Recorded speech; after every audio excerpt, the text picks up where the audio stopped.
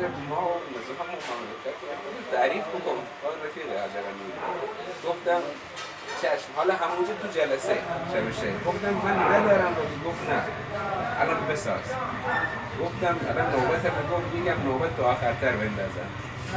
گفتم باشه شعر فلوداهی بود اینجا گفتم چند سال پیش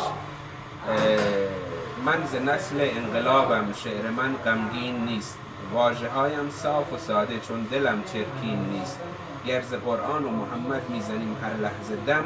ما مسلمانیم و ما را مشکلی در دین نیست میهنم ایران باشد سبز و آباد و قوی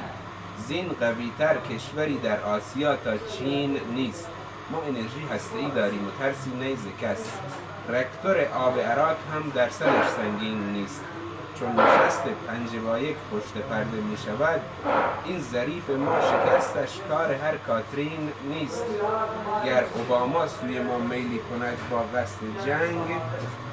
جان فدای میهن و رهبر کنم ننگین نیست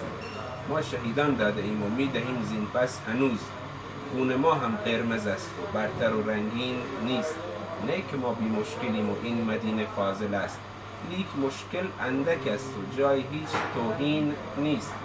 اندرین شبهای شهرم میبرند هر شب موتور روی پیشانی شحنه یعنی پلیس روی پیشانی شحنه اندکی هم چین نیست من به فارسی و بلوچی شعر میگویم روان چون که مغز و قلب شاعر سیستمش لاتین نیست